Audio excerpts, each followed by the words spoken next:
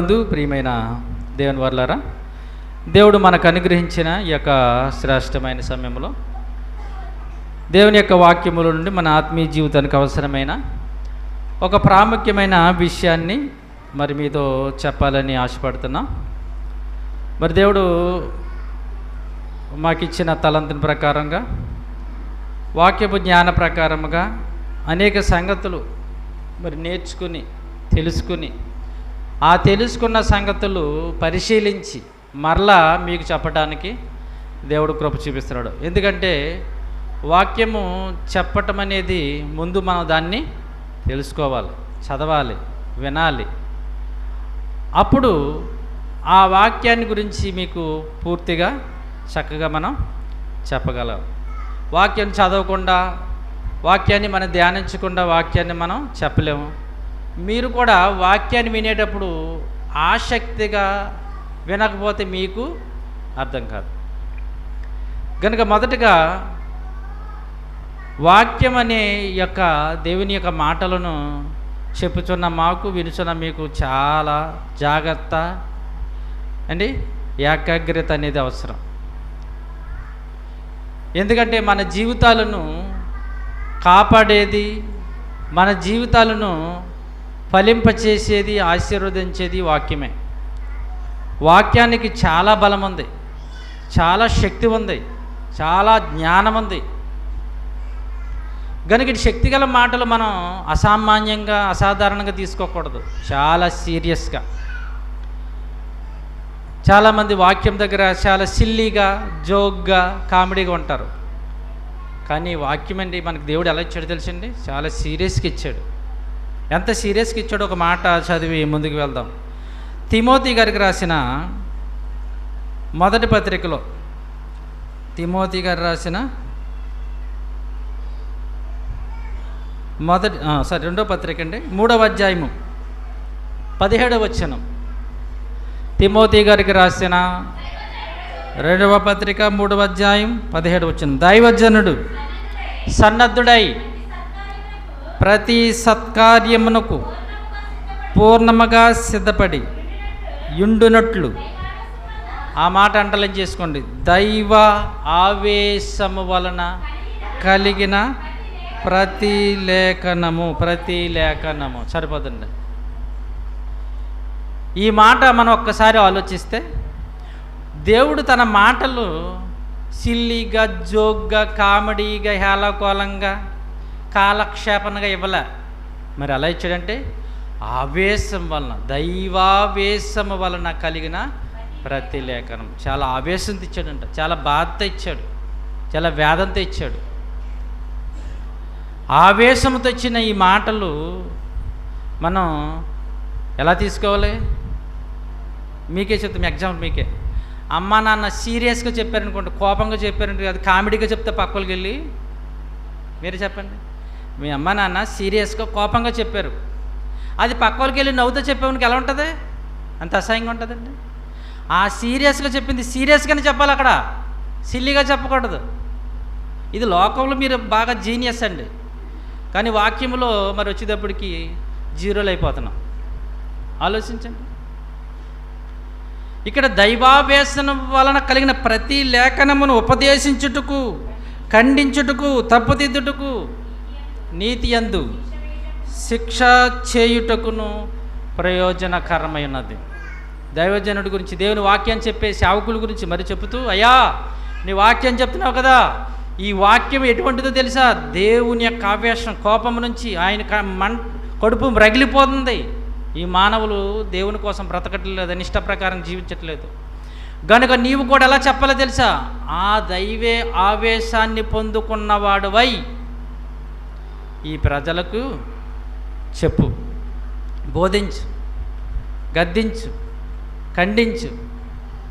ఎందుకంటే ఇక్కడ ఖండించితే, గద్దిస్తే వాళ్ళు ఇక్కడ ఈ గద్దింపు మాటలు నొచ్చుకుంటాయి, బాధపడతారు. కానీ ఈ నొప్పి కలిగించే మాటలే ఒకరోజు వాళ్ళ నిత్య జీవానికి తీసుకెళ్తాయి. కనుక సహజంగా వాక్యం చెప్పినప్పుడు చాలామంది బాధపడుతుంటారు. బాధపడటం మంచిది, అంత బాధపడుతున్నారంటే మెడిసిన్ పనిచేస్తుందని.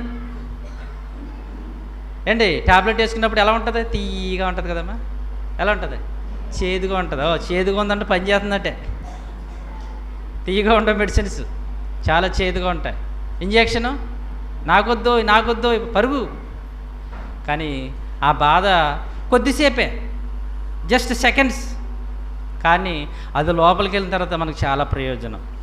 వాక్యాన్ని కూడా దేవుడు చెప్తూ, బాబు దైవజనుడా, దేవుని బిడ్డలారా, నీకు వాక్యం చెప్తున్నప్పుడు మీరు మీ ఆలోచన కదా, దైవ ఆవేశం వలన కలిగిన లేఖనాలను బోధించండి జాగ్రత్తగా.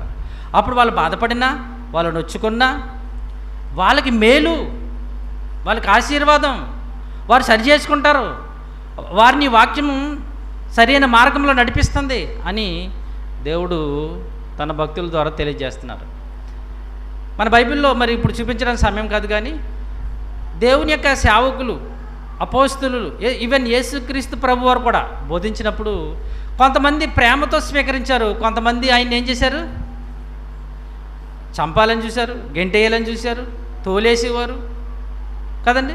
అలాగే అపోస్తులను అంతే, కొంతమంది హత్తుకున్నారని ఉంటుంది బైబిల్లో, అపోస్తుల కార్యంలో. కొంతమంది ఏమో వెళ్ళగొట్టేశారు, తరిమేశారని ఉంటుంది. అంటే వాక్యము ఏంటి, కొంతమంది బాధగా ఉంటుంది, కొంతమందికి చేదుగా మధురముగా, రెండు విధాలుగా ఉంటుంది. అలాగని అన్ని మధురమైన మాటలు చెప్పామనుకోండి, దేవుడు ఎలా ఉంటుంది, అది మనుషుల్ని మెప్పించే బోధ కింద అయిపోద్ది. కనుక దేవుడు తన మాటలను చాలా ఆవేశంతో, చాలా బాధతో చెప్పాడు. కనుక ఆ మాటలు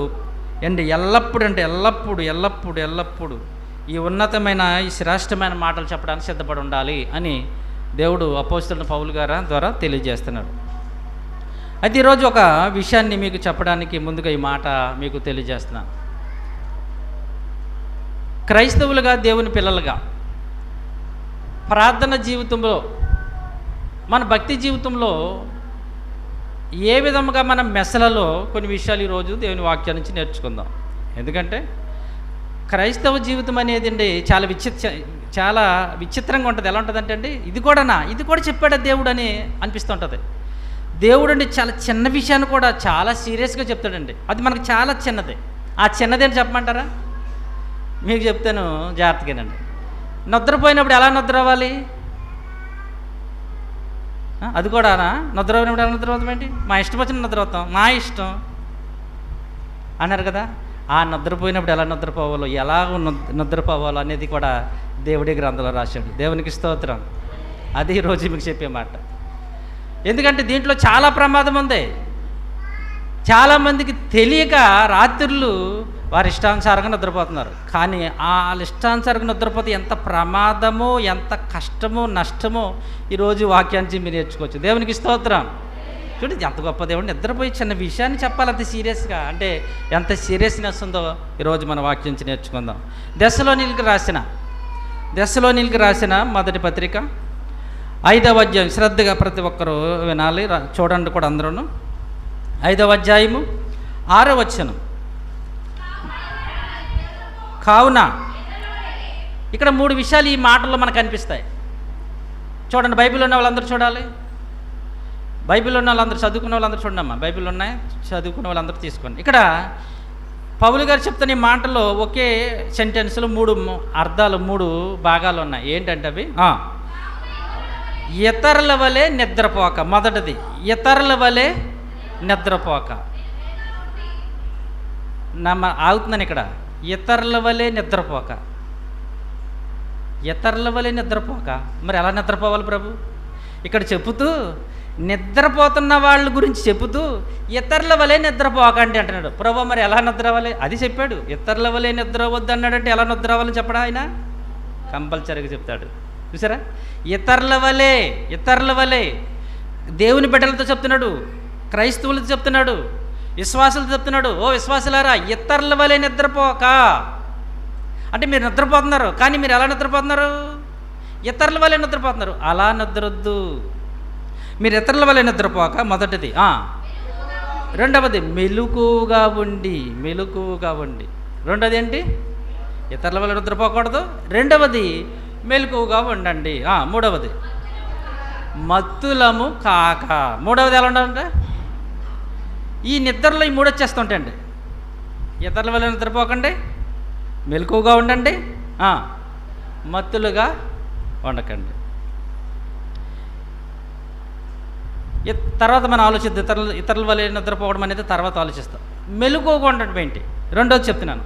మెలకువగా ఉండటం అంటే పడుకోకుండా అలా కూర్చుని అలా చూడటమా? లేదంటే మరి మెలకువగా ఉండడం అంటే ఏంటండి? మరి ఏంటి మెలకువగా ఉండడం అంటే దాని గురించి కూడా బైబిల్ చాలా చక్కగా చెప్తుందండి. ఏం చేయాలి మెలకువగా ఉండి? మార్కు సువార్త 13వ అధ్యాయము, మార్కు సువార్త 13వ అధ్యాయము 33వ వచనం ప్రభువారు చెప్తున్నారు. మెలకువగా ఉండి ఏం చేయమన్నాడు? టీవీ చూడమన్నాడా? సీరియల్ చూడమన్నాడా? ఏం చూడమన్నాడు? చూడండి ఎంత గొప్ప దేవుడో చూడండి. చూడండి అక్కడ మెలకువగా ఉండి చెప్తున్నాడు. ఏం చేయమన్నాడు? మెలకువగా ఉండి ప్రార్థన చేయండి. మెలకువగా ఉండమన్నాడు అన్నాడు అక్కడ. ఇంతకీ మెలకువగా ఉండి ఏం చేయమన్నాడంటే ఇక్కడ ప్రార్థన చెయ్యండి, ప్రార్థన చెయ్యండి. మెలకువగా ఉండి ఏం చేయాలంటండి? ప్రార్థన చెయ్యాలి. అంటే ఇతరుల వలె మనం నిద్రపోకుండా మెలకువగా ఉండి మనం ఏం చేయాలన్నమాట? ప్రార్థన చెయ్యాలి. రెండు విషయాల్లో నేను చెప్తున్నా, ప్రార్థన చెయ్యాలి. ఈ మెలకువగొండి ప్రార్థన చేయటంలో ఎందుకు మెలకువగొండి ప్రార్థన చేయమన్నాడంటే, నిద్రలోనండి 3 స్టేజీలు ఉంటాయి. మనం నిద్రపోయేటప్పుడు మూడు స్టేజీలు ఉంటాయి. ఈ 3 స్టేజీల్లో మొదటి స్టేజ్ ఏంటంటే మేలుకొని ఉండు స్థితి. దాన్నే ఇంగ్లీష్లో కాన్షియస్ అన్నారు. ఏంటి? మేలుకొని ఉండు స్థితి. నిద్రపోతారు, పడుకుంటారు, కానీ బయట మాట్లాడుతున్నాయి శబ్దాలు అన్నీ వినిపిస్తాయి. దాన్ని మేలుకొని ఉండే స్థితి అన్నారు. కాన్షియస్ అంటారు దాన్ని ఇంగ్లీష్లో. ఓకేనా? మేలుకొని ఉండే స్థితి అదొక స్థితి ఉంటుంది. పడుకుంటారు కానీ వీళ్ళు నిద్రపోతుంటారు, పైన వినిపించేస్తుంటాయి, అందరూ మాట్లాడుకుని తెలుస్తుంటాయి. కాన్షియస్లో ఉన్నాడు. అయితే ఇంకో స్థితి ఉంది, సబ్ కాన్షియస్. అంటే అది మనం నిద్రపోతాం కానీ మన మెదడు నిద్రపోదట. చూడండి ఎంత ఆశ్చర్యం. మనం నిద్రపోతాం ఈ సబ్ కాన్షియస్లో,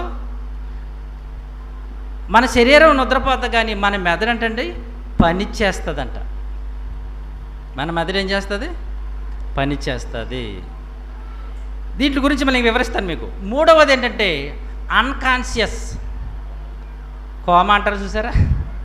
నిద్రపోడు అంటే ఇంకా దున్నపోతూ వచ్చినా ఏం చేయలేదండి అంటారు. దీన్నే అన్కాన్షియస్, గాఢ నిద్ర అండి.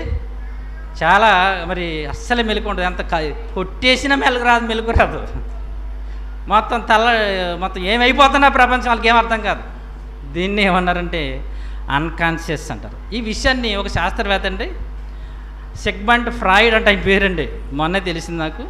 సిగ్మండ్ ఫ్రాయిడ్, ఆయన మానసిక శాస్త్రవేత్త అంటండి. ఆయన ఎవరండి? ఆయన మానసిక శాస్త్ర పితామహుడు అన్నమాట. అంటే మానసిక సంబంధించిన రోగాలకు సంబంధించి, ఆ పరిస్థితులకు సంబంధించి ఆయన చాలా పరిశీలన చేశాడు. అందుకే ఆయన్ని మానసిక శాస్త్రవేత్తలకు పితామహుడు అన్నారు.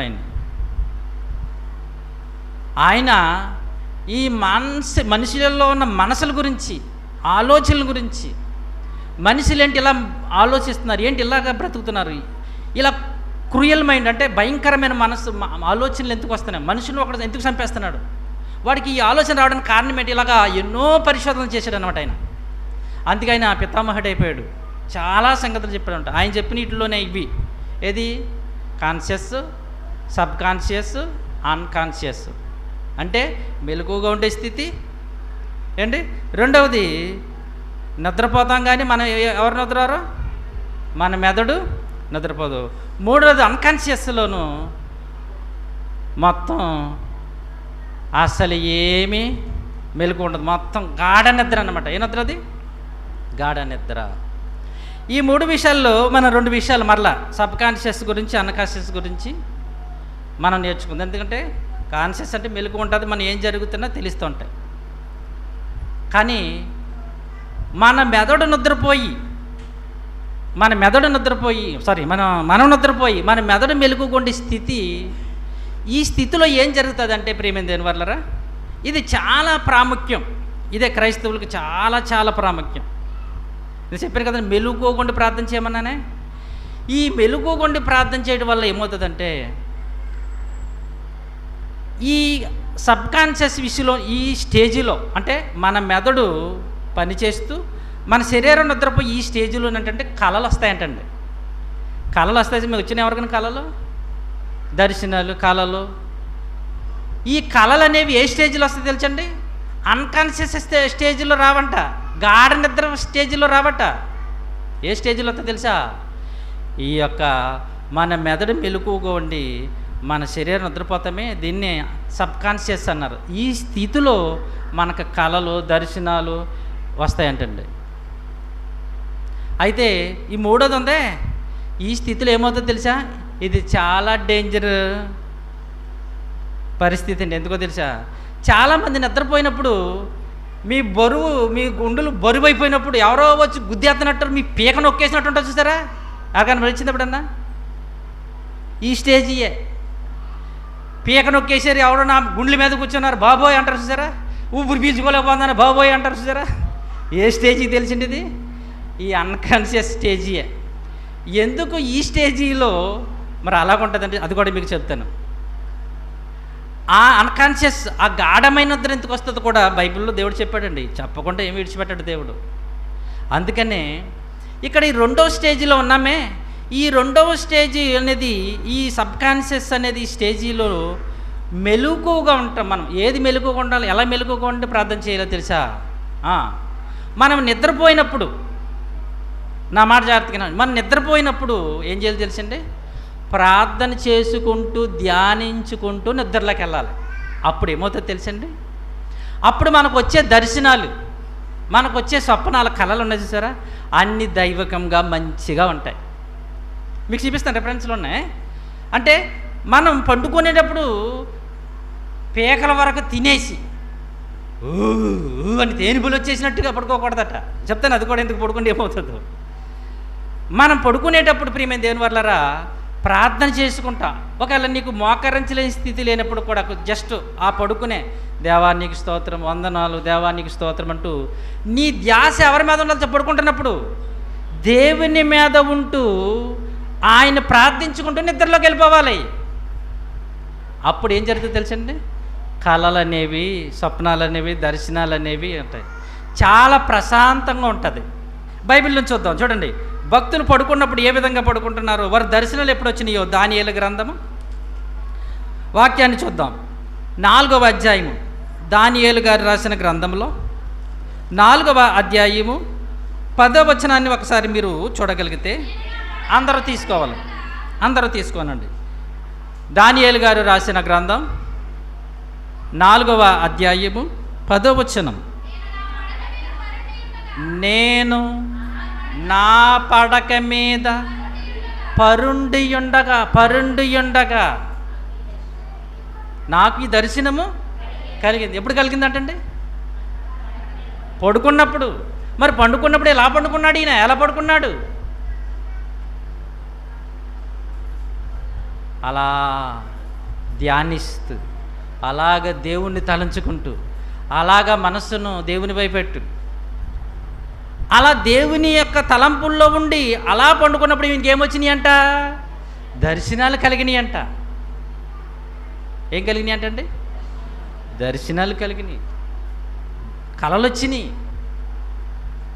రాజుగారు కళ చెప్పాలని వెంటనే వెళ్ళిపోవారు ప్రార్థన చేయడానికి. అయ్యా మాకు రోజు సమయం ఉండే ఎలాంటి వెళ్ళిపోవారు. వెళ్ళి దేవుడిని ప్రార్థించినప్పుడు ఆ ప్రార్థనలో గడుపుతూ అలాగే మెలుగుകൊണ്ട് ప్రార్థన చేస్తున్నప్పుడు, అలాగే నిద్రలోకి వెళ్ళిపోయినప్పుడు దేవుడు ఆ పండుకున్నప్పుడు అంటే వాళ్ళకి ఏం చేస్తున్నాడు? ఆ కళల యొక్క అర్థాలు, దర్శనాల గురించి తెలియజేస్తున్నాడు.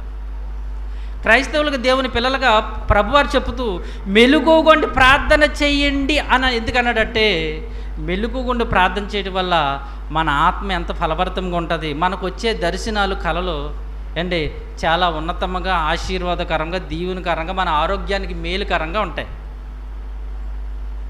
ఇంకా 13వ వచనం కూడా చూడండి, అదే మాట ఉంటుంది. 13వ వచనం, మరియు నేను నా పడక మీద పండుకొని ఉండి నా మనసుకు కలిగిన దర్శనములను చూచుచుండగా, మరలా అదే మాట అంటున్నాడు చూసారా, నేను నా పడక మీద పరుండి నా మనసునకు కలిగిన దర్శనాలు నేను చూస్తున్నాను. ఈ స్టేజీ సబ్ కాన్షియస్ అన్నారు. ఏ స్టేజ్ ఇది? ఈ స్థితిలోనే వస్తాయని చెప్పాడు ఫ్రాడ్ గారు. ఈ దర్శనాలు, కళలు అనేవి ఈ సబ్ కాన్షియస్ స్టేజ్లోనే నువ్వు అలా ధ్యానించుకుంటూ, అలాగ నువ్వు ప్రార్థించుకుంటూ, ఆ దేవుని యొక్క చింతనలో నీ మనసు పెట్టి పడుకున్నప్పుడు నీకు కంపల్సరిగా దేవుడు ఆ దర్శనాలు ఇస్తాడు. మీరు గమనించారో లేదో, ఎప్పుడైనా మీరు మన కుటుంబంలో కానీ మన పరిస్థితుల్లో కానీ ఏదైనా బాగా దుఃఖంతో ఏడుస్తూ పడుకున్నావు అనుకోండి, నీ కళలు ఏమొస్తాయి తెలుసా? ఏడుపు కళలే వస్తాయి. మనం ఆ పడుకున్నప్పుడు ఏదైతే తలంపుతో మనం పడుకుంటామో అవి ఏమొస్తాయి మనకి? ఇంకో విషయం చెప్పమంటారా? మీరు పడుకుంటూ దెయ్యాలు కాలాలు విన్నారనుకోండి, కథలో ఏమొస్తారు నీకు? దెయ్యాలే పీకి నొక్కి ఎత్తుంటాయి. అయ్యి బాబాయ్, ఎప్పుడు పడుకున్నప్పుడు దెయ్యం కళలు చెప్పకండి అంటూ ఉంటారు. అంటే నీవు పండుకునే ముందు నువ్వేదైతే నీ మనసులో నీ మదిలో ఉంటుందో అదేమవుతుంది? దర్శనాల కింద, కళల కింద వస్తుంటాయి. అందుకనే ఇక్కడ భక్తుడు చెప్తున్నాడు, అయ్యా నేను నా మంచం మీద పరుండినప్పుడు నాకేమొచ్చినాయి తెలుసా? దర్శనాలు వచ్చినాయి. ఇంకా కీర్తనల గ్రంథం 4వ అధ్యాయం మరొక వచనం, భక్తుడైన దావీదు గారు చూడండి ఎలా ప్రార్థన చేస్తూ తన మంచం మీద పడుకుంటున్నాడు. చూడండి 4వ అధ్యాయము 4వ వచనం, భయమునంది పాపము చెయ్యుకుడి. ఆ మాట చూడండి, మీరు పడకల మీద నుండగా, వినాలి, మీరు పడకల మీద ఉండగా పరుండి ఉండగా నిద్రపోవడానికి వెళ్ళే ముందుగా ఏం చేయాలి? మీ హృదయముల్లో ధ్యానము చేసుకుని ఊరకుండెడి. ఏం చేయాలి తెలుసా? మీ యొక్క పడకల మీదకి వెళ్ళేటప్పుడు, నిద్రకి వెళ్ళేటప్పుడు నువ్వు ప్రార్థన చేసుకుని, మరలా పడక మీద ఉన్నప్పుడు కూడా ఏం చేసుకోవాలి? నువ్వు ధ్యానం. దేవా, నన్ను, నా కుటుంబాన్ని, నా బిడ్డలను ఉదయకాలం అంతా నీ కృపలో కాచావు తండ్రి. ఉదయకాలం అంతా నీవు నడిపించావు నాయన. ఎన్నో ప్రమాదాల నుంచి రక్షించావు తండ్రి. ఎన్నో విపత్తుల నుంచి మమ్మల్ని భద్రపరిచావు. మాకు కావలసిన ఆహారాన్ని మాకు ఇచ్చావు తండ్రి. నాయనా, గొప్ప దేవా స్తోత్రము. అయ్యా, ఎన్నిక లేని మమ్ములను, పాపులమైన మమ్ము నీ కుమారుడి యొక్క శిలువ రక్తం చేత కడిగి బ్రతికించావని మన ధ్యాసంతా ఆ దేవుని మీద ఉండి అలాగ ధ్యానం చేసుకుంటూ అలాగే నిద్రలోకి వెళ్ళిపోవాలట. అలాగే వెళ్ళిపోవాలి, మనం నిద్రలోనికి వెళ్ళిపోవాలి, అలాగే నిద్రపోవాలి. అది కాదని 3వ స్టేజ్ ఉంది. ఎన్నో స్టేజీ?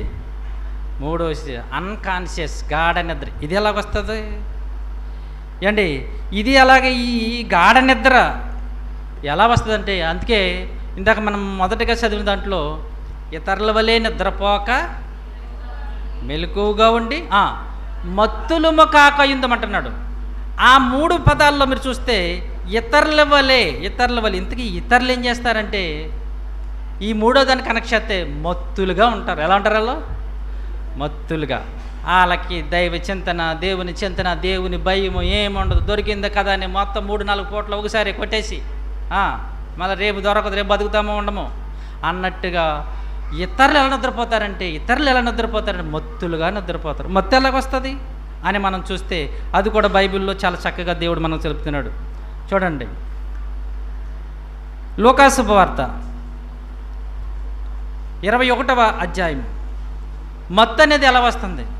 ఈ అన్కాన్షియస్ స్టేజ్, ఈ గాఢ నిద్ర అనేది ఎలా వచ్చేస్తుంది అంటే ఇక్కడ చెప్తున్నాడు చక్కగా, మీ హృదయములను, ఒకవేళ మీ హృదయాలు తిండి వలనను కానీ, మత్తు వలనను కానీ, ఐహిక విచారం వలన కానీ మందమైపోతాయి. దేనివల్ల మందమైపోతాయంట మన హృదయాలు, మన మనసులు తిండి వలన, మత్తు వలన, ఐహిక విచారం వల్ల ఏమైపోతాయంట? మందమైపోతాయి, సోమరితనం అయిపోతాయి, యాక్టివ్గా ఉండవు, ఉత్సాహంగా ఉండవు. దేనివల్ల అయ్యా అని అడిగితే బైబిల్ చెప్తుంది తిండి వలన. ఏమన్నాడు అక్కడైనా? తిండి వలన. అంటే మనము నిద్రపోయే ముందు రాత్రికాల సమయం ముందు ఎక్కువగా తినకూడదు. మనకున్న డాక్టర్లు మరీ మరీ మరీ చెప్తున్నారు. ఎవరికే? మనకే. అమ్మ నైటు రాత్రులు ఓ చపాతీ అనండి. చపాతీ ఏ పేగులోకి వస్తుందండి అయ్యగారు అంటున్నారు వీళ్ళు. ఏ పేగులోకి వస్తుందంట. ఆయనే మరీ మరీ చెప్తున్నాడు, అమ్మా రాత్రులు అది రైస్ తినకో, తినకపోతే నిద్ర పట్టదు కదండి, నిద్ర పట్టకపోతే మెలుగుకుంటూ ప్రార్థన చేయి. నిజం కొంతమంది అంటుంటారు డాక్టర్ గారు చెప్పారు తినొద్దని, కానీ నిద్ర పడతలేదట. ఇక్కడ దేవుడు కూడా చెప్తున్నాడు ఏంటి, దేవుడు కూడా ఏం చెప్తున్నాడు?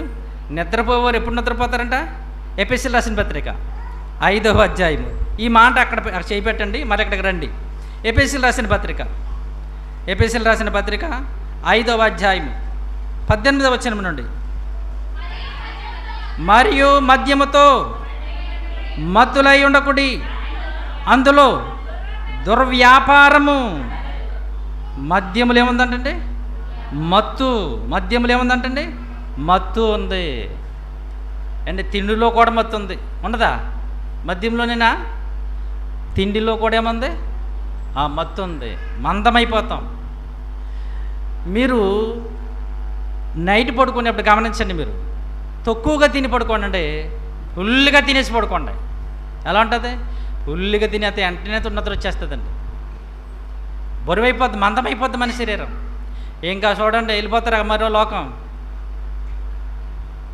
అదేననుకోండి, మీరు తక్కువ తిన్నారనుకోండి, మీరు ఇందాక అన్నట్టుగా నిద్ర పట్టదు. అప్పుడు ఏం చేయాలి తెలుసా? తండ్రి దేవా, తండ్రి దేవా, నాయన స్తోత్రం, ప్రభువా నీకు వందనాలు అంటూ ప్రార్థన చేసుకుంటే ఆ ప్రార్థనలో మన ఆలోచన దేవుని మీదకి వెళ్ళి దేవుడు మనకు సుఖమైన నిద్రిస్తాడు. దేవునికి స్తోత్రం. కానీ మన దేవుడు ఇచ్చేంతవరకు మనం ఎందుకుంటాం? మనమే ముందు రెడీ అయిపోతాం. దేవుడిచ్చే నిద్ర వరకు మనం ఎక్కడ వెయిట్ చేస్తాం?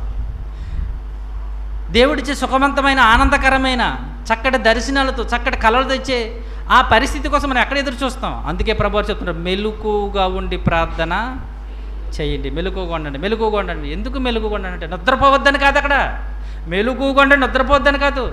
నీవు ఆ పడక మీద ఉన్నప్పుడు, ఆ పరుండున్నప్పుడు ధ్యానం చేసుకుంటూ ప్రార్థించుకుంటూ దేవుని స్తుతిస్తూ వెళ్ళాలని నిద్రలోనికి. అది కాకుండా మద్యముతో మత్తులు కానీ తిండితో మత్తులు కానీ అయిపోయి వెళ్ళిపోతే ప్రేమ దేవుని వల్లరా గాఢ నిద్ర పడుతుంది. ఈ గాఢ నిద్రలో ఏం జరుగుతుందో తెలుసా? అప్పుడు ఏంటి, ఎవరో మన పీకు నొక్కేసినట్టు, ఎవరో వచ్చి మన గుండెల మీద నుంచినట్టు, ఎవరు ఊపిరాడుతున్న తెలిసినట్టు ఉంటుంది సార్ కొంతమంది అంటుంటారు. ఇవి ఎవరి పనిలో తెలిసండి? ఇవి దురాత్మ పనులు అంటండి. ఎవరి పనులు ఇవి? దురాత్మ పనులు. మీకు ఒక టైమింగ్ చెప్తాను. దురాత్ముడు ఏ టయాన్ని తిరుగుతాడో తెలుసండి? మనకి రాత్రి కాలంలో 4 గడియలు ఉంటాయంటండి. ఇవి మాకు అక్కడ నేర్పించారు, భలే చిత్రం అనిపించింది మాకు. 4 గడియలు. ఈ 4 గడియలో రాత్రి కాలం 4 గడియలు. మొదటి గడియ 6 గంటల నుంచి 9 గంటల వరకు. ఏ గడియ? 6 నుంచి 9. దీన్ని ఏమన్నారంటే, ఒక వ్యక్తి ఉన్నత స్థితికి, అంటే మన భక్తి జీవితంలో, ప్రార్థన విశ్వాస జీవితంలో గట్టిగా పునాది వేసుకోవడానికి ఇది ఒక ఇంగ్లీష్లో ఏమన్నారంటే ఫౌండేషనల్ అన్నారు దాన్ని.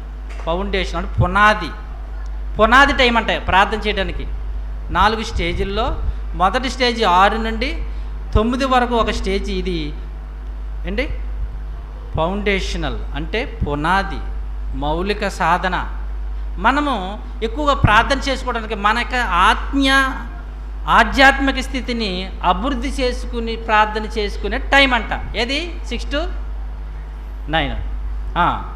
రెండవది ఉంది 9 గంటల నుంచి 12 గంటల వరకు. దీన్ని ఏమన్నారంటే ఇంటర్సెషన్ అంటే విజ్ఞాపన. ఇంటర్సెషన్ అంటే విజ్ఞాపన అంటే ఇతరుల కొరకు మనం ప్రార్థన చేయటం. ఇతరులు అంటే ఇందాక వ్యక్తిగతంగా మన కోసం చేసుకునే టైం అది. ఏది? 6 నుంచి 9 మన కోసం, వ్యక్తిగతంగా నా కోసం, నీ కోసం. ఈ రెండవది ఉంది 9 నుంచి 12 గంటలు. ఇది ఇతరుల కోసం, నీ కుటుంబం కోసం, నీ బిడ్డల కోసం, నీ స్నేహితుల కోసం, బాధల్లో ఉన్నవారు, కష్టాల్లో ఉన్నవారి కోసం చేసే సమయము. ఇంటర్సెక్షన్ ఫర్ ప్రొటెక్షన్ అన్నారు దాన్ని. ఏంటి? అంటే ఇది ఇతరుల కోసం మనం చేసే ప్రార్థన సమయము. రెండవది. మూడవది ఉంది, ఇది 12 గంటల నుంచి 3 గంటల వరకు. 12 గంటల నుంచి 3 గంటలు. ఇది ఏ సమయం తెలుసా? చెప్పండి. ఆత్మల పోరాటం. ఏ పోరాటం? ఈ 12 అయిపోగానే చాలామంది 12 అయిపోయింది అంటారు. ఎందుకంటే ఆత్మలు తిరుగుతాయంట. ఆ టైం అంటే ఇది. అంటే అటు దేవుని ఆత్మలైనా దురాత్మలైనా తిరిగే టైము.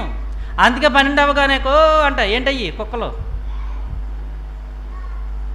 అందుకనే ఈ ఆత్మలు తిరిగే పోరాట సమయం అంటే ఇది. ఈ ఆత్మల దేవుని ఆత్మలు తిరుగుతాయి. అంటే ఒకటే ఆత్మ కాదు, దేవుని ఆత్మలు తిరుగుతాయి, దేవుని ఆత్మలు పనిచేస్తాయి, దురాత్మలు కూడా పనిచేస్తాయి. మరొక సందర్భం వచ్చినప్పుడు చెప్తానండి మీకు. మేము షాక్ అయిపోయిన సంగతి జరిగిందండి మాకు అక్కడ హుబ్లీలో. నేను ఎప్పుడు నా చిన్నతనం నుంచి ఎప్పుడు కూడా నేను ఎరగని తెలియదు. అందరు చెప్తే నేను ఇలా జరుగుతుంది ఏంటి అనుకునేవాడిని. కానీ నిజంగా ఈ సంగతులు మేము విన్న తర్వాత మాకు ప్రాక్టికల్గా జరిగేటప్పటికి ఆశ్చర్యపోయాం. బాబోయ్, నిజంగా ఈ 12 నుంచి టైం కూడా మేము నోట్ చేసుకున్నాం. 12 గంటల తర్వాత అది జరిగింది. కనుక ఈ 12 గంటల నుంచి 3 గంటల వరకు ఎవరి సమయం ఇది? దురాత్మలు తిరిగే సమయం, దేవుని ఆత్మ తిరిగే సమయం. మరి ఈ సమయంలో మన ప్రార్థనలో లేకపోతే ఎవరు వచ్చేస్తారు? వాళ్ళు వచ్చేస్తారు. అదే ప్రార్థనతో ఉంటే దేవుని ఆత్మలు, దేవుడి సంరక్షణ. అందుకే మీరు అప్పుడప్పుడు ప్రార్థన చేస్తారు, ప్రభువా నన్ను వద్దరవుతున్నాను, మరి నీ బంగారపు దూతలు, మామూలు దూతలు అయితే నాకు వద్దునైనా బంగారపు దూతలే కావాలి ప్రభువా. బంగారపు దూతలకి బలం ఎక్కువ, మామూలు దూతలకు ఉండదా? ఆలోచించండి. ఈ దూతల సంరక్షణ కావాలంటే నువ్వు నిద్రపోయే ముందు వ్యక్తిగతంగా ప్రార్థన చేసుకుని, నీ బంధువుల కోసం, నీ కుటుంబం కోసం, నీ బిడ్డల కోసం ప్రార్థించుకుని ఆ ధ్యానం చేసుకుంటూ వెళ్ళిపోవాలి. లేదో మత్తు, తిండి వలన మత్తు కానీ, మద్యం వల్ల మత్తు కానీ, ఆ మత్తులోకి వెళ్ళిపోయి గాఢ నిద్రలోకి వెళ్ళిపోతే ఎవరు చేస్తా తెలుసా? దురాత్మలు వచ్చి వారిని నొక్కేస్తూ ఉంటుంటారు, వాళ్ళు పని చేస్తూ ఉంటుంటారు. 12 నుంచి 3 గంటలు వాళ్ళ టైం. ఓకే. 4వది 3 గంటల నుంచి 6 గంటల వరకు. ఇవి రాత్రికాల టైమింగ్స్ అండి, రాత్రికాల టైమింగ్స్. ఈ 4 స్టేజ్లు అంట. 6, 9, 9, 12, 12, 3, 3, 6, మళ్ళీ ఉదయం 6 గంటల వరకు. ఇది ఈ 4వది ఏంటంటే ప్రాపర్టిక్ డెక్లరేషన్, అంటే ప్రవచనాత్మక ప్రకటనలు. అంటే ఈ తెల్లవారుజాముని ప్రార్థనలు అంటండి, దేవుడు మనం ప్రార్థన చేసుకుంటే మన మనసు చాలా ప్రశాంతంగా, చాలా నెమ్మదిగా, ఆ దినమంతా దేవునిలో చాలా ఉన్నతంగా మనం గడుపుతాం. దేవుడు తన బిడ్డల్లోకి ఏదైతే అడుగుతారో దాన్ని ప్రతిఫలం దయచేస్తాడు. అదే దీన్ని ప్రాపర్టిక్ డిక్లరేషన్, అంటే ప్రవచనాత్మక ప్రకటనలు అంటారు. అంటే దేవుడు దర్శిస్తాడు అనమాట, దేవుడు సమాధానం ఇస్తాడు, దేవుడు నెమ్మదిస్తాడు. అందుకే తెల్లారి గంటలు చాలామంది 3 గంటలు లేచి ప్రార్థన చేసుకుంటారు. ఎందుకు అనుకుంటున్నారు? ఇవి దేవుడు ప్రత్యుత్తరం ఇచ్చే, సమాధానం ఇచ్చే సమయం అనండి ఇది. కనుక ఈ 4 స్టేజ్లు మనం ఆలోచిస్తే 3వ స్టేజ్లో ఎవరున్నారో? ఆత్మల పోరాటం. ఏ పోరాటం? ఈ ఆత్మల పోరాటం ఈ 12 నుంచి 3 జరుగుతుంది. కనుక మనము నిద్రపోయేటప్పుడు ఎలా ఉండాలంటే ఈ 3వ స్టేజ్ అన్కాన్షియస్లో ఉండకూడదు. మనము అండి సబ్ కాన్షియస్, అంటే మనకు ఆకలేస్తున్నా అండి మన కడుపుని కాల్చుకోవాలి. అందుకని బైబిల్లో చాలా చక్కటి మాట సామెతలో చెప్పాడు చూడండి. నువ్వు అధిక తిండిపోతువైతే కత్తి పెట్టుకోమంటున్నాడు చూడండి. సామెతల గ్రంథము 23 చూడండి. దేవుడు ఎంత గొప్పడు చూడండి. తిండి ఎలా తినాలో కూడా చెప్తున్నాడండి. బాబు ఏం గొప్ప దేవుడు అండి. తిండి ఎలా తినాలి, ఎలా నిద్రపోవాలి అనే విషయాలు కూడా చిన్న చిన్న విషయాలు కదండి. దేవుడు అనేవాడు చెప్తాడు ఇంత చిన్న విషయాలు. ఆలోచించండి. 23:2 నీవు తిండిపోతువైన ఎడల నీ గొంతుకి ఏం చేయాలి? ఎందుకంటే నీవు ఒకవేళ నీకు ఆకలి ఎక్కువైతే ఎక్కువ తినేస్తావేమో, నిద్రపోతావేమో. ఒకవేళ నీ గొంతుకి కట్టు అంటే ఆపేయి, మధ్యలో ఎక్కువ తినకో, భారీగా తినకో, ఫుల్గా తినకో. అది నీ ఆత్మీయ జీవితానికి ప్రమాదం నీ శరీరాన్ని కూడా ప్రమాదం. ఒకసారి చెప్పినాను కదండి, మన ఆత్మీయ జీవితానికి ప్రమాదమే. రెండవది మన శరీరానికి కూడా ప్రమాదం. ఎందుకో తెలుసా? షుగర్లు అనేవి, బీపీలు అనేవి, ఆస్తమాలు అనేవి ఎక్కువగా తినేసి మనం నైట్ పడుకోవడం వల్ల ఆ అరుగుదల తక్కువ. ఈ పని ఉండదు కదండి, నిద్రపోవడమే కదా, అవి అరుగుదల ఉండవు. అదే పగలనుకోండి తిరుగుతూ ఉంటాం, పని చేస్తాం కాబట్టి వాటికి సరిపోతూ ఉంటుంది బ్యాలెన్స్. మనం రాత్రి ఇంత తినేసేటప్పటికి అవి ఏం చేయాలో కొట్టుకుంటాయి, అవి పోరాటం చేసుకుంటాయి. నువ్వు షుగర్ కింద వెళ్ళిపో, మేము బీపీ కింద వెళ్ళిపోతాం, నువ్వు ఆస్తమా కింద వెళ్ళిపోతాం, మేము గ్యాస్ కింద వెళ్ళిపోతామని 7 మాటికాడికి వెళ్ళిపోతూ ఉంటుంటాయి. అందుకని ఇక్కడ దేవుడు అంటున్నాడు, నువ్వు తిండిపోతువైన ఎడలా కత్తి పెట్టుకుంటున్నాడు. అదే సామెతల గ్రంథం 19వ అధ్యాయము 15వ వచనం చూడండి ప్రియ దేవుని వర్లారా. సోమరితనం, ఈ సోమరితనం వల్ల వస్తుంది. సోమరితనం ఏం చేస్తుందంట? గాఢ నిద్రలోకి వెళ్ళిపోతారు. గనుక ప్రియమైన దేవుని వర్లారా, ఈ సోమరితనం అనేది, ఈ నీరసం అనేది, మందం అనేది ఎలా వస్తుంది? తిండి వలనను, మత్తు వలన, అహిక విచారం వల్ల వస్తుందని చెప్తున్నాడు ఇక్కడ బైబిల్లో. కనుక ప్రియ దేవుని పిల్లలరా, దేవుని పిల్లలుగా మనం ప్రార్థన చేసుకుని చర్చికి వెళ్ళి వాక్యం చదివి వెళ్ళిపోవడమే కాదు, మన శరీరాన్ని కూడా ఎలాగ కంట్రోల్ పెట్టుకోవాలో, దాన్ని ఎలా స్వాధీనం చేసుకోవాలో కూడా దేవుడు చెప్పాడు. ఇది ఎలా దేవునిలో బలపరచాలి, ఇది దేవునిలో మనం మాట వినాలంటే దీన్ని ఏం చేయాలి అన్న సంగతులు కూడా, నిద్రపోయినప్పుడు ఏం చేయాలి, తినేటప్పుడు ఎలా తినాలి, ఇవన్నీ కూడా దేవుడు చెప్తున్నాడు. ఎందుకంటే ఆయన మన తండ్రి. అసలు ఎవరన్నా మన తల్లిదండ్రులు చెప్తారండి, మరి రాత్రి ఇది ఎంత తినాలి, నువ్వు ఎలా పడుకోవాలని చెప్తారా? మన ఆత్మల తండ్రిని దేవుడండి ఈ జీవగ్రంథంలో చూడండి ఎన్ని సంగతులు చెప్పాడు. ఎందుకో తెలుసా? నా పిల్లలారా, మీరు శరీరంతో ఉండే జీవితకాలం చిన్నది, నాతో ఉండేది కలకాలం.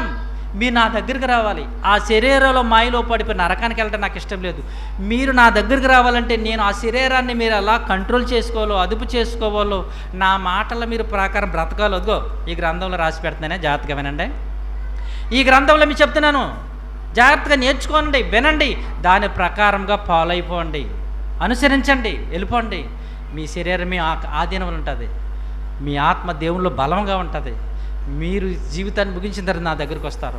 ఏ మాత్రం నేను చెప్పిన మాటలను పక్కకు పెట్టి నా మాటలు మీరు వినకుండా మీ శరీరం మాయలో పడిపోతే చాలా ప్రమాదం నాయన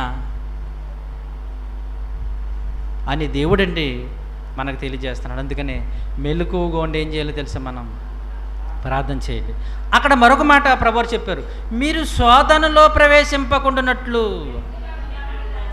మీరు శోధనలో ప్రవేశింపకుండానట్లు. అంటే సహజంగా మనం శోధనలో ఎందుకు పడిపోతామో తెలుసా?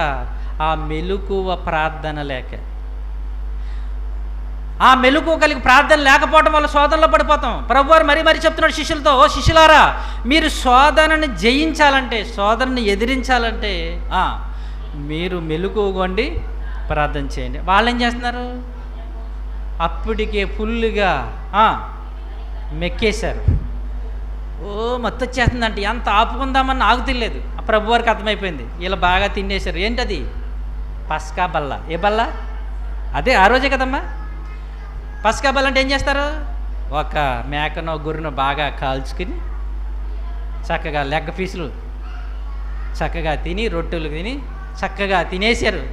తినేసి ప్రార్థనకి వెళ్దామన్నాడు ప్రభువారు. ఇప్పుడు పరిస్థితి ఎలా ఉంది? ఫుల్గా తినేసిన తర్వాత ప్రార్థన వాళ్ళు ఎంత కంట్రోల్ చేసుకున్నా అవ్వట్లేదు. ప్రభువారు మొదట వచ్చాడు, నిద్రపోతున్నారంట. పేతురుని చూశాడు, పేతురు నిద్రపోతున్నావా నువ్వు కూడా? అక్కడ ఏదో మాట చెప్పు, నీకోసం చచ్చిపోతానని. ఇదేంటి ఇలా నిద్రపోతున్నా? లేదు ప్రభా, నేను మెలుకుంటాను, నువ్వు వెళ్ళిరా, నేను ఉంటాను అన్నాడు. రెండోసారి వెళ్ళాడు ప్రభువారు. మరల వచ్చేటప్పటికి ఎలా నిద్రపోతున్నాడు? పేతురు ప్రభు ఏం లేదు, మెలుకున్నాను, ఐఎమ్ స్టాండింగ్ అంటున్నాడు ఈయన. ఇంకా మూడోసారి వచ్చేటప్పటికి గుర్రకలు ఎట్టేస్తున్నారండి. గుర్రకలు ఎదుటికి, బాబు ఇంకా మీరు గొర్రెలు పదండి వెళ్దాం, నిద్రపోండి, ఇంకా అయిపోయింది టైం, నా సమయం అయిపోయింది, అప్పగింపడానికి సమయం అయిపోయిందని నిద్రపోండి. ఇంకా అప్పుడు నిద్రలేదు. ఎప్పుడైతే ప్రభుని అట్టుకున్నారో వీళ్ళకి అర్థమైపోయింది ఏం జరుగుతుందో అర్థం కావట్లేదు. ఎందుకో తెలుసా? అన్కాన్షియస్లో ఉన్నారు. మీరు అక్కడ జాగ్రత్తగా పదాన్ని వాడితే వాళ్ళు, ప్రభువారు అందుకే మరీ చెప్పాడు, గాఢ నిద్ర, సోమరితనం, గాఢ నిద్రలో వారు అక్కడ ఏం జరుగుతుందో తెలియటం లేదంటే వాళ్ళు ఏ నిద్రలోకి వెళ్ళిపోయారు? ఆ కొద్దిసేపులో గాఢ నిద్రలోకి వెళ్ళిపోయారు. ఆ జరగబోయే పరిస్థితి యేసయ్యకి తెలుసు, అందుకే మెలకువకుండా ప్రార్థన చేయండి అన్నాడు. అప్పుడు ఏం జరుగుతుందో తెలియక మీరు ఆ మాటలో మరి మీరు జాగ్రత్తగా చూస్తే ఏం జరిగిందో తెలియదంట. వెంటనే అర్థం కావటం లేదు, ఎందుకు ప్రభు అన్నట్టుకుంటున్నారు, ఏం జరిగిందని. ఆ యొక్క గాఢ నిద్రలో, ఆ మైకములో వెంటనాడు కత్తి తీసి నరికేసాడంటే. అక్కడ ఆయన తెలుసు కదండి, ఆ మైకంలో ఏం జరుగుతుందో ఏంటో అర్థం కాలేదు. అది తెలిసిన యేసే అన్నాడు, మీరు మెలకువగా ఉండి, ఎందుకో తెలుసా, మీరు శోధనలలో ప్రవేశించకుండా మీరు మెలకువగా ప్రార్థన చేయండి అన్నాడు. చూసారా ఎంత ప్రాముఖ్యమైనదో. మెలకువగా ఎందుకు ప్రభు చెప్తున్నారు తెలుసా అండి? ఆ మెలకువగా ప్రార్థన చేయటం వల్ల మన శోధనలోనికి వెళ్ళాం. అక్కడ శిష్యులు ఒక్కసారి ఆ మాటలో చూస్తారా? ఒక్కసారి మీరు ఆ మాటలు చూస్తేనండి, ఈ కత్తి పేతురు గారిని నరుగుతారు చూడండి, ఆ సందర్భాలు చూడండి ఏం జరిగిందో ఒక్కసారి మీరు చూస్తే. ఎన్నో వచ్చిన చదువుతామా? మత్తయి సువార్త, ఒక్కసారి మత్తయి సువార్త ఏంటి, తర్వాత యోహాను సువార్త. యేసు ప్రభుతో ఉన్న వారిలో ఒకడు చెయ్యి చాచి కత్తి దూసి, దానికి ముందు చదవాలి. దానికి ముందు వీళ్ళు ప్రభువారు వచ్చి వీళ్ళు లేపుతున్నప్పుడు, వీళ్ళు నిద్రలో ఉన్నప్పుడు ఏం జరిగిందో అక్కడ చదవాలి. అది 26:41 వచనం కాడ నుంచి, మీరు శోధనలో ప్రవేశించుకుంటున్నట్లు మెలకువగా ప్రార్థన చేయండి, ఆత్మ సిద్ధమే కానీ. చూడండి ఆ మాట, శరీరము బలహీనం. శరీరం ఎలా ఉందంట? బలహీనం. ఆత్మ ఎలా ఉంది? ఇక్కడ మీరు కొంచెం జాగ్రత్తగా ఆలోచించాలి. మీ యొక్క ఆత్మ ప్రార్థనకి వెళ్ళాలి, ప్రార్థన చేసుకోవాలి, ప్రార్థనలు గడపాలన్నది, కానీ శరీరం బలహీనం. ఎందుకు బలహీనం అయిపోయింది? దానికి అట్టవలసింది ఫుల్గా పెట్టేశారు, అప్పటికే అవుట్ ఆఫ్ కంట్రోల్, ఇంకా హీనత మన మాట. అప్పుడు శరీరము అండి ఆత్మలో హక్కొచ్చేస్తుంది. అందుకని బైబిల్లో పౌలు గారు మరీ చెప్తాడు, మీరు ఎప్పుడు ఆత్మ చేత శరీర క్రియలు చంపాలి, అంతేగాని శరీరము చేత ఆత్మను చంపేయకూడదు. మనము, నీవు, నేను అనగా ఆత్మ శరీరం అనే రెండు భాగాలం. ఆత్మ శరీరం, అదే ప్రభు ఎక్కడ చెప్తున్నారు, ఆత్మ సిద్ధమే, శరీరం బలహీనం. ఎందుకు శరీరం బలహీనం అయిపోయిందంటే, ఆ పస్కాన్ని తిని, ఆ ద్రాక్షారసం తాగి, ఆ రొట్టె ద్రాక్షారసం తీసేటప్పుడు శరీరం ఏమైపోయింది తెలుసా? బాగా మత్తు అయిపోయింది. ఆ మత్తులో సోమరైపోయింది. ఆ సోమరతలో గాఢ నిద్ర వచ్చేసింది. ఆ గాఢ నిద్రలో ఏం జరుగుతుందో వాళ్ళకి అర్థం కావటం లేదు. ప్రభువారు చెప్తూనే ఉంటున్నాడు, మీరు శోధనలో ప్రవేశింపకుండానట్లు మెలకువగా ఉండి. మీరేం చేయాలి తెలుసా? మీరు మెలకువగా ఉండి ప్రార్థన చేయండి అని చెప్తున్నాడు. కానీ వాళ్ళు ఏం చేసి తెలుసా? నిద్రపోయే స్టేజ్ ఇక్కడ ఉందమ్మా, నిద్రపోయింది. 42 వచ్చిన మరలా 2వ వారం వెళ్ళి, తండ్రి నేను ఇది త్రాగితేనే కానీ ఇది నా ఇద్దరు తొలగిపోవుట సాధ్యము కాని ఎడల నీ చిత్తము సిద్ధించునుగాక అని ప్రార్థించి మరలా నిద్రించుట చూశాను. ఇంకా ఇక్కడ మార్కులో కూడా వచ్చేయండి, మార్కు సువార్తలో కూడా ఆ మాట దగ్గరికి వచ్చేయండి. మార్కు సువార్తలో కూడా ఇక్కడ మనం చూస్తే ఆ సందర్భం ఉందండి, కత్తితో తీసింది. పేతురు గారు మెలకువగా ప్రార్థన చేయండి నాతో 14వ అధ్యాయము అదే మాట 38వ వచనం 38, మీరు శోధనలో ప్రవేశించకున్నట్లు మెలకువగా ప్రార్థన చేయండి, ఆత్మ సిద్ధమే. అదే మాట చెప్తున్నాడు, ఆత్మ సిద్ధమే, శరీరం బలహీనమని పేతురుతో చెప్పి తిరిగిపోయి ఎంతకు ముందు పలికిన మాటలే పలుకుచూ ప్రార్థించును. ఆయన తిరిగి వచ్చి చూడగా వారు నిద్రించుచుండిరి. ఏలయనగా వారు కన్నులు భారముగా ఉన్నంట కన్నులు. ఆయనకేమి ఉత్తరం ఇవ్వవలను వారికి తోచలేదు. ఆయన 3వసారి వచ్చి, ఇంకా నిద్రపోండమ్మా, ఇదిగో నా గడియ వచ్చేసింది, ఇదిగో మనుష్య కుమారుడని నేను అప్పగింపబడిన సమయం వచ్చేసిందని చెప్తున్నాడు. చూడండి ఎంత చక్కగా చెప్తున్నాడు. సువార్తల్లో మరీగా 3-4 సువార్తల్లో రాశారండి అది. ఎందుకంటే మెలుగుగొండి ప్రార్థన చేయటం అనేది క్రైస్తవులుగా మనకి ఎంతో ప్రాముఖ్యం. దయచేసి గమనించండి. మీకు అక్కడ ఖరీదైన భోజనాలు పెట్టేసిన, రుచికరమైన భోజనాలు పెట్టేసిన ఆ భోజనాలకి దయచేసి ఎక్కువగా తినకండి.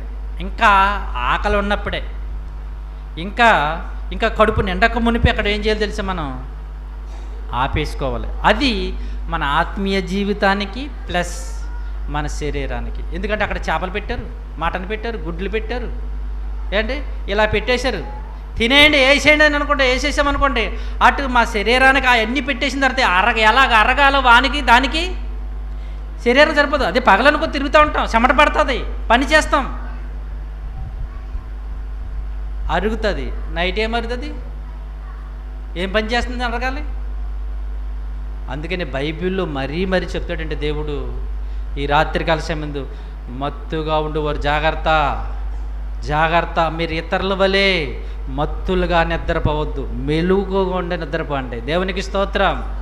మీరు ఇతరుల వలె మత్తులుగా ఉండే నిద్రపోవద్దు, చాలా ప్రమాదం అది. వారి జీవితం వారి శరీరానికి, వారి ఆత్మీయ జీవితానికి ప్రమాదం. ఆ రాత్రికాల సమయంలో దురాత్మలు తిరుగుతూ, ఆ దురాత్మలు పీడిస్తూ, ఆ దురాత్మలు వాళ్ళని వేధిస్తాయి. మీరు ఆ పరిస్థితులు మీకు లేకుండా ఉండాలంటే మీరేం చేయాలో తెలుసా, మెలకువగొండి. మీ పడకల మీద ఉన్నప్పుడు, మీరు పడున్నప్పుడు ధ్యానం చేసుకుంటూ, ప్రార్థించుకుంటూ మీ నిద్రలోకి వెళ్ళిపోవాలి అని చెప్తున్నాడు. అలా వెళ్ళిపోవాలంటే ఏం చెప్తున్నాడు ఇక్కడ, మెలకువగొండి మీరేం చేయాలి తెలుసా, ప్రార్థన చేయండి. ఇదే విషయాన్ని లోకాసు వార్తలో కూడా చూడండి. లోకాసు వార్తలో కూడా మీరు చూస్తే అక్కడ ఎరుగకపోయి చేసిరనే మాట మనకు అనిపిస్తూ ఉంటుందండి. అది అక్కడ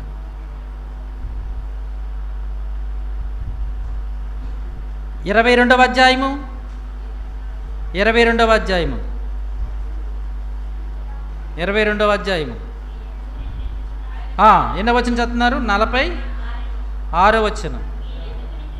మీరెందుకు నిద్రించుచున్నారు, మీరు శోధనలో ప్రవేశించకుండానట్లు మీరు లేచి.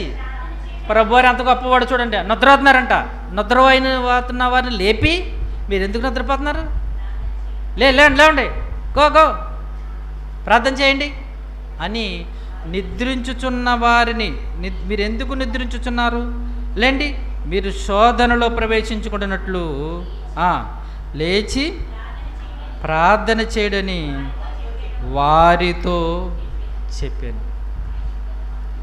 నిద్రపోతున్న వాళ్ళని, అయ్యా మీకు శోధన ఎదరుంది, అది వీళ్ళకి తెలియదు. ఎవరికి తెలీదు? శిష్యులకు తెలీదు, అది ప్రభువుకు తెలుసు. ఆ శోధనను జయించాలంటే మనం ఏం చేయాలి తెలుసా, ప్రార్థన చేయాలి. కొన్ని సందర్భాల్లో మన జీవితంలో కూడా ఉంటాయి అటువంటి. మనకి కష్టాలు వచ్చినప్పుడు, శ్రమలు వచ్చిన, బాధలు వచ్చినప్పుడు ఎదరున్న పరిస్థితి మనకు తెలియదు. కానీ దేవుని సేవకుడు కానీ, ఎవరో విశ్వాసులు కానీ, ఎవరో మన బంధువులు కానీ మనకు వచ్చే పరిస్థితుల్లో కొన్ని సలహాలు ఇస్తారు. ప్రార్థన చేసుకోండి, వాక్యం చదువుకోండి అని చెప్తుంటారు. అప్పుడప్పుడు మనం వారి మాట పట్టించుకుంటే మనకి ధన్యులమే. కానీ పట్టించుకోకుండా మనం వెళ్ళిపోయామనుకోండి, చాలా ప్రమాదాన్ని ఎదుర్కొన్న వారు మొత్తం. కొన్ని సందర్భాలు ఉంటే దేవుడండి ఎవరో ఒకరి ద్వారా ప్రార్థన చేసుకుంటామా, లేదా వాక్యం చదువుకోండి, కొద్దిసేపు దేవుని సన్నిధిలో గడపండి అని మనకు రాబోయే శోధనను తెలిసి దేవుడు ఇతరుల ద్వారా మనతో చెప్పిస్తాడు. దాన్ని నెగ్లెక్ట్ చేయకండి. ఇక్కడ ప్రభువారికి తెలుసు రాబోయే శోధన, శిష్యులకు తెలియదు. అందుకంటున్నాడు, లేపి లేవండి, ఎందుకు నిద్రపోతున్నారు, మీరు శోధనలలో ప్రవేశించుకుంటున్నట్లు లేచి ప్రార్థన చెయ్యడని అండి వారితో చెప్పాను. చూడండి, యోహాను సువార్త 18వ అధ్యాయము, యోహాను సువార్త 18వ అధ్యాయము 8వ వచనం నుంచి. యేసు వారితో, మీరు నేనే ఆయననని మీతో చెప్పి తిని గనుక వీరిని పోనీయుడని చెప్పాను. ఒకనినైనను నేను పోగొట్టుకొనలేదని ఆయన చెప్పిన మాట నెరవేరినట్లు ఇలాగ చెప్పాను. సీమోను పేతురది కత్తి ఉండనందున అతడు దానిని దూసి ప్రధాన యాజకుని దాసుని కొట్టి అతని కుడి చెవి తెగ నరికెను. మీరు గమనించారో లేదో, బాగా నిద్రపోతున్నవాడిని లేపి షాకింగ్ న్యూస్లు చెప్పకూడదు. తెలుసా మీకు? నిద్ర ఉన్నవాడిని లేపి ఆయన కూర్చోపు నీళ్ళు ఇవ్వాలి, కొంచెం మెలకు రావాలి, తెప్పరిల్లా చేయాలి. వెంటనే వాడికి ఏదన్నా షాకింగ్ న్యూస్ చెప్పారనుకోండి, వాడు బీసిపోతారు. చాలా ప్రమాదం అంటో. ఎప్పుడు అలా చేయకండి. నిద్రపోయిన వాళ్ళని వెంటనే లేపి ఉరే ఇలా జరిగిందంట అన్నామనుకోండి, ఆడు ముందే అక్కడ వెళ్ళిపోతారు. లేపి ఏంటి ఏం కాదు మంచిది తగ్గి ఏమైంది మంగడుకో అప్పుడు చెప్పాలి. ఇక్కడ ఆ మత్తులో ఉన్నప్పుడు ఏం చేస్తారో తెలియదు. వీళ్ళు ఎప్పుడైతే ప్రభువారిని వీళ్ళు పట్టుకుని బంధించేశారో ఒకసారి ఏమీ అర్థం కాలేదు, అయోమయమైపోయారు. ఏం జరుగుతుంది అని వెంటనేనండి ఆ చెవి నరికేశాడంటే, అలాగూ కత్తి పట్టుకున్న వారు కత్తును నశిస్తారు, ఎందుకయ్యా నువ్వు నరకవని పేతుర్ని గద్దిస్తాడు. కనుక ప్రియమైన దేవుని వల్ల క్రైస్తవ జీవితంలో నిద్ర అనేది మన ఇష్టానుసారంగా మనం పడుకోవడం కాదు, నిద్రపోవడం కాదు, నిద్రలోకి వెళ్ళిపోవడం కాదు. మనం మెలకువగా ఉండి ప్రార్థించుకోవాలి. తిండి విషయంలో, తిండి గురించి నేను ఎక్కువ చెప్తలేదు, ఒకసారి చెప్పాను మీకు. తిండి విషయంలో కూడా నైట్, పగల మీ ఇష్టం వేసేయండి, ఎన్ని వేస్తారు పగల మీ ఇష్టం, 3 4 ఎన్ని ప్లేట్లు ఎన్ని వేసుకోండి. కానీ నైట్ మాత్రం హాఫ్ మీల్సే, ఫుల్ మీల్స్ వేయకండి. అది మీ శరీరానికి ప్లస్ మీ ఆత్మ జీవితానికి చాలా మేలు. ప్రభువారు నైట్ గురించి మరీ చెప్తున్నాడు ఇక్కడ. రాత్రి నిద్రపోవారు ఇతరులు మత్తుగా ఉంటారు. ఇతరులు ఎలా ఉంటారు? మత్తులు అంటే తిండిలో కానీ మద్యంలో కానీ తమ కడుపులు నింపుకు నిద్రపోతారు. కానీ మీరు ఇతరుల వలె నిద్రపోక మెలకువగా ఉండి ప్రార్థన చేసుకోండి.